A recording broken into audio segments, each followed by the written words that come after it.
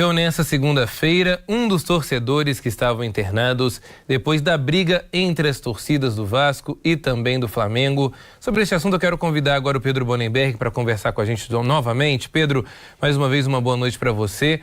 Olha, é triste, Pedro. Outros 2 torcedores também seguem internados em estado grave. Mais uma crueldade provocada pela rivalidade em estádios, Pedro. Pois é, Elias, mais uma vez, boa noite para você, para quem nos acompanha aqui na TV Diversa.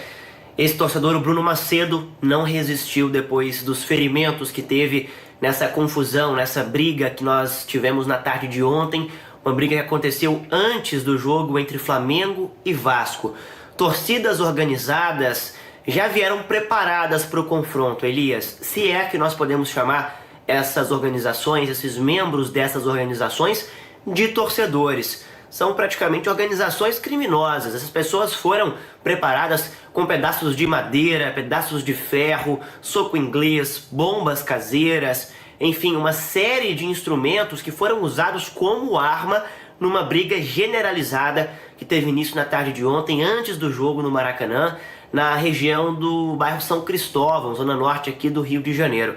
Olha, as imagens são impressionantes e circulam nas redes sociais vídeos aí mostrando essa pancadaria entre esses integrantes das torcidas organizadas, inclusive alguns deles ferindo de forma grave outros torcedores rivais, e essas pessoas, Elias, se glorificando, né, dizendo que estavam fazendo aquilo ali conscientes e que se vangloriavam ali dentro daquele ato de violência, algo extremamente repugnante e imagens que nos causam muito choque também. A gente, é claro, se solidariza com a família do Bruno, torcedor do Vasco, que morreu na tarde de hoje, depois de ser internado no hospital municipal aqui do Rio, não resistiu aos ferimentos. Como você disse, são 2 outras pessoas que seguem internadas em estado grave. Ao todo, eram 8 torcedores que foram hospitalizados, alguns com ferimentos mais leves tiveram alta, e agora, após a morte do Bruno, são 2 pessoas que seguem internadas aqui no Rio de Janeiro.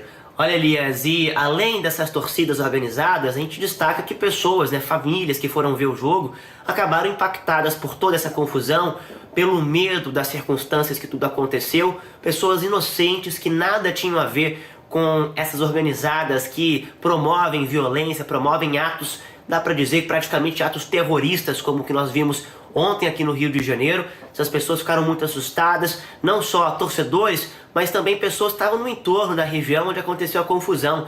Por exemplo, nós temos um parque muito famoso aqui no Rio, que é o Quinto da Boa Vista, onde familiares estavam com crianças ali, fazendo seu lazer no domingo, e tiveram aí que lidar com essa situação inesperada e de muito terror, para as crianças, para as famílias.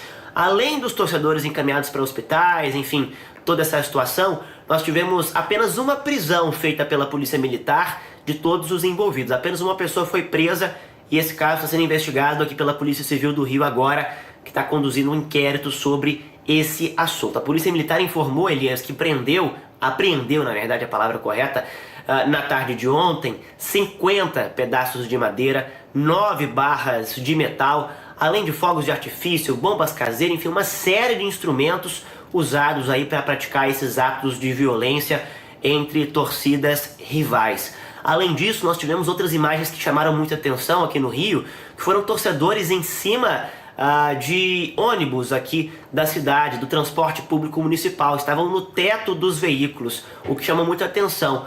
Uma entidade aqui do Rio, que é o Sindicato das Empresas que operam o transporte público, divulgou uma nota afirmando que foram 100 veículos depredados ontem, um prejuízo que ultrapassa R$200 mil.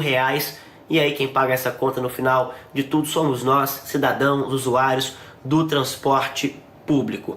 600 agentes da Polícia Militar faziam essa ronda ontem no entorno do Maracanã e dos bairros também mais movimentados por torcedores, mas não foi suficiente, claramente, viu, Elias? A gente viu as cenas de depredação, de violência, algo lamentável. A gente reforça que a rivalidade existe no futebol, mas adversário não é inimigo. Elias, torcida rival, eu tenho amigos que são de outros clubes, rivais ao clube que eu torço, E isso nada influencia na nossa amizade, nós assistimos jogos juntos, inclusive, não dá para ficar nesse tipo de coisa nem normalizar. O que aconteceu ontem tem nome, é crime, tem que ser investigado e essas pessoas responsáveis por esses crimes, elas têm que ser punidas, Elias.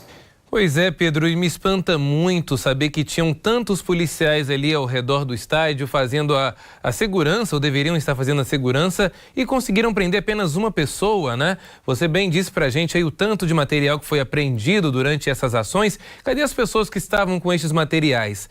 Com tanta tecnologia, com tanto dinheiro, afinal de contas, os clubes ganham milhões e milhões com estes campeonatos. Onde é que está também o investimento em segurança? Será que dá para colocar a responsabilidade apenas nestes irresponsáveis que cometem esses tipos de crimes? Nós temos visto aí ao redor do Brasil, durante todo o ano, cenas como essa se repetindo, seja no Rio de Janeiro, em Minas Gerais, São Paulo. Não importa. Eu não vou culpar, Pedro, de fato, torcidas organizadas, até porque as torcidas, elas não somente alimentam, como elas ajudam os times também, dão força, muitos se organizam de maneira exemplar para que possam também, de fato, fazer uma torcida coerente. Mas o que nós vimos aí não é ação de torcidas, é ação de vândalos, criminosos e que precisam ser identificados para que cenas como estas não voltem a se repetir. Obrigado pelas informações, Pedro.